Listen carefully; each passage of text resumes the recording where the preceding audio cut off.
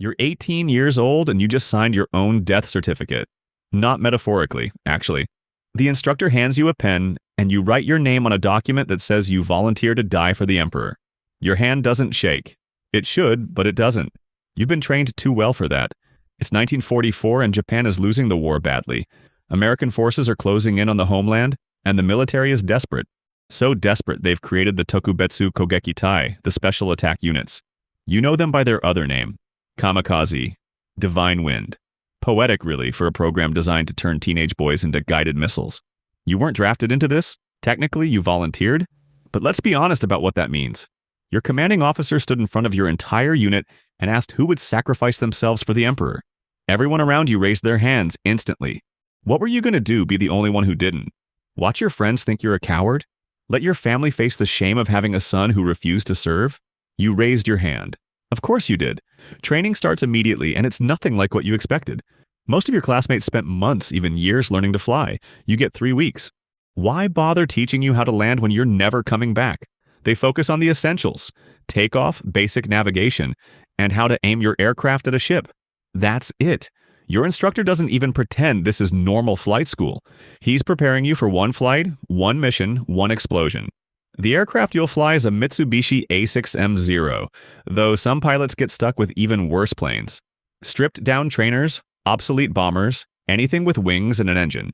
Your Zero is fast and maneuverable, which sounds great until you realize it's also made of aluminum and has zero armor. American bullets go through it like paper.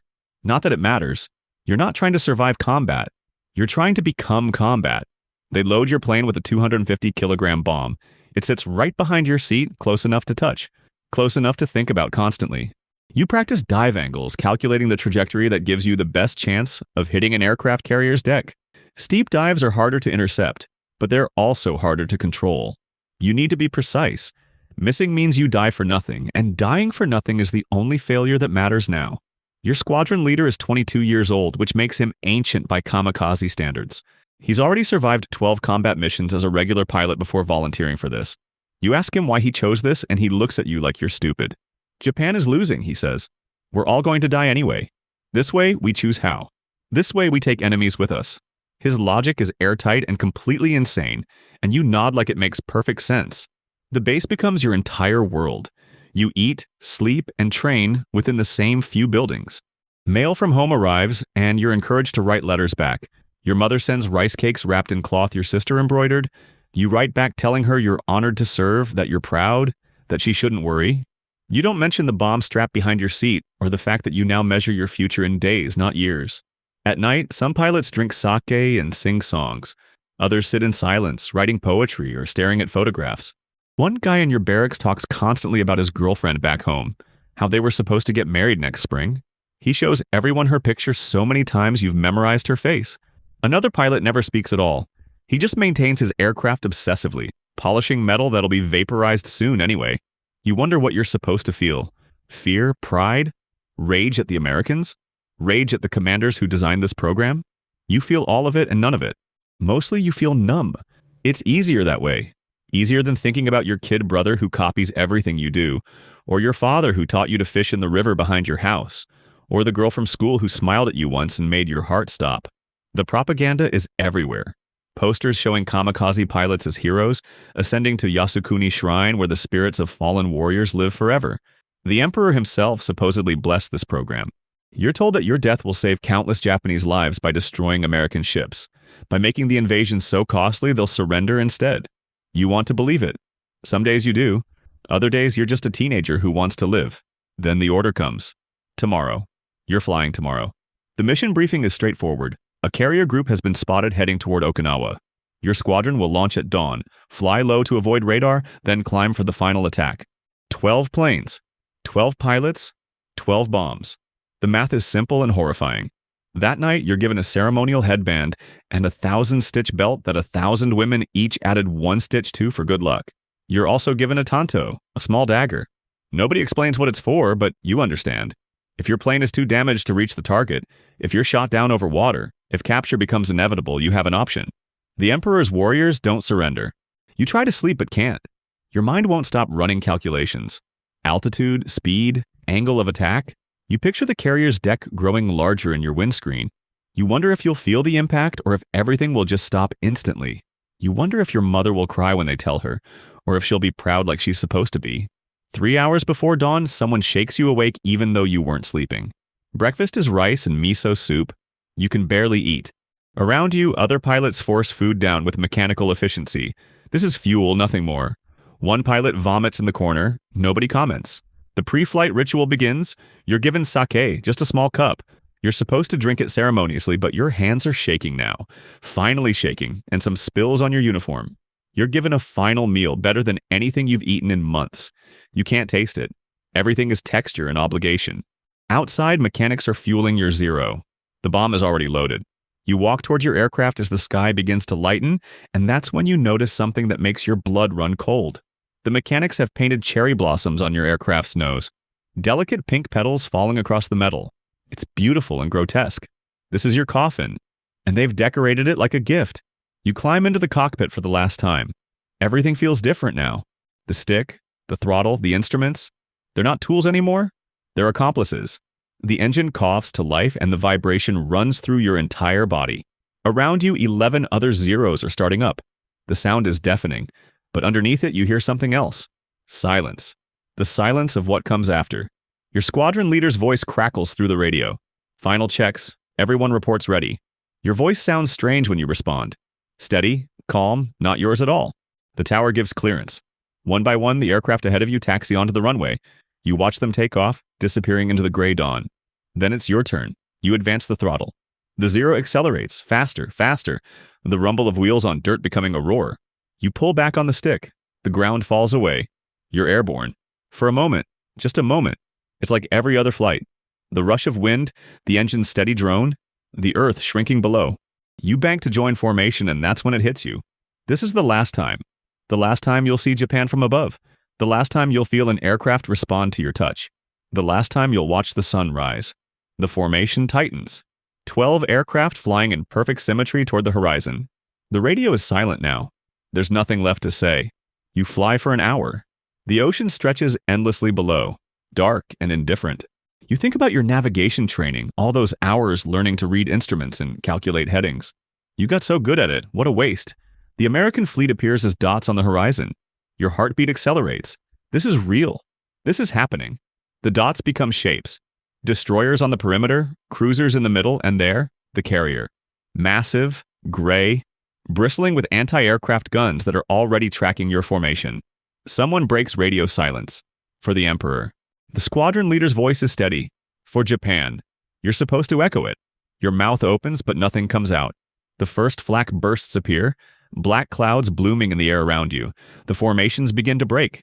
Each pilot selecting their target, beginning their final approach. You push the stick forward, diving toward the carrier. The altimeter spins backward. 5,000 feet, 4,000. The anti-aircraft fire intensifies. Tracers arc past your canopy like deadly fireworks. You hear an explosion behind you. Someone's hit. You don't look back. 3,000 feet. The carrier is massive now. You can see sailors running on the deck, gun crews swinging their weapons toward you. This is the moment. This is where you're supposed to feel transcendent purpose, divine wind, the honor of sacrifice. But you don't. You feel terrified. You don't want to die. The realization hits you like physical force. You're 17 years old and you don't want to die. Your hands move on their own. You're not diving anymore. You're pulling up. Banking hard. The carrier slides out of your sights. What are you doing? The question screams through your mind. This is desertion. This is cowardice. This is treason against the Emperor. This is survival. You level out, flying parallel to the American fleet now. Behind you, explosions. Your squadron is hitting their targets, doing exactly what you couldn't. The radio erupts with American voices, coordinates, warnings. You don't understand the words, but you understand the tone. Confusion. Why is one aircraft breaking off? Tracers follow you, but half-hearted now. You're leaving the battle zone. The American gunners have bigger problems than one retreating Zero. Your fuel gauge is dropping. You knew it would. This aircraft was loaded with just enough fuel for a one-way trip. Maybe 40 minutes of flight time remaining. No Japanese airfield is close enough. The ocean waits below. Your options are simple. Ditch in the water and hope the Americans pick you up before you drown. Use the Tonto. Turn back and find another target. Or fly until the engine quits and let fate decide. You choose the ocean. It's not noble, it's not honorable. But it's a choice. and that matters. You reduce altitude, searching for calm water. The engine coughs, fuel pressure dropping. You have minutes now. The ocean rushes up to meet you. This landing will probably kill you anyway. The irony isn't lost on you. Dying while trying not to die. The wheels touch water. Everything happens too fast. The Zero flips forward, canopy smashing into the ocean. Water floods the cockpit. You're upside down, strapped in, drowning in your aircraft just like you would have if you'd been shot down. But your hands remember training. Release harness, kick free, swim. You break the surface, gasping. The Zero is already gone, sinking to depths you can't imagine. You're alone in the Pacific Ocean. No life raft. No rescue coming. The sun is higher now and the water is cold. You start to laugh. You survive the suicide mission by choosing a slower suicide. Hours pass, maybe days. You lose track. The sun burns your face. Salt water fills your mouth. Your limbs grow heavy. This is it. This is how it ends. Not in a fireball, not as a hero, just another body in the ocean. Then you hear engines. A boat, American voices, hands pulling you from the water. You're too weak to resist. They wrap you in blankets, give you water. Someone asks questions you don't understand. You don't try to answer. You failed your mission. You abandoned your squadron. You chose life over honor, and that choice has led you here. Prisoner, traitor, survivor. The Americans take you to a ship, then to a camp. You spend the rest of the war behind barbed wire. You hear about Hiroshima and Nagasaki, the surrender. Japan loses, and you're still alive to see it. After the war, you return home. Your family thought you died. Your mother cries when she sees you. Your father won't look at you. Your brother, the one who copied everything you did, enlisted after your death. He actually completed his Kamikaze mission. He's the hero. You're the one who came back. You never tell anyone what really happened. You say your aircraft malfunctioned, forcing you to ditch. Let them believe what they want. You marry, have children, live a quiet life. But some nights you still see that carrier in your sights. You still feel your hands pulling away. You wonder about the pilots who didn't hesitate, who dove straight into their targets. Were they braver, more loyal, or just more afraid of the wrong things? You're 70 now. Your grandchildren ask about the war. You tell them you served. You don't tell them how. The cherry blossoms bloom every spring, and every spring you remember the ones painted on your aircraft. Beautiful and grotesque. A gift and a coffin. You survived by choosing to live. Some would call that cowardice. You call it the hardest thing you ever did. You tell yourself it was worth it. The shame, the whispers, the weight of survival when everyone else chose death. You got to see your children born. You got to teach your son to fish in the same river your father taught you. You got to grow old, but there's a scar nobody sees. It's not on your skin. It's in the space between who you were supposed to be and who you became. Every kamikaze pilot made a choice that day. Yours just looked different. They chose the empire, the glory, the instant where everything ends and nothing hurts anymore. You chose decades of hurting, decades of carrying it. That takes a different kind of courage, one nobody writes poems about. The truth is, there were no good choices that day. Just terrible ones and slightly less terrible ones. You picked the one that let you keep breathing, and you've spent 50 years wondering if that makes you weak or strong. Maybe it makes you human. Maybe that's enough.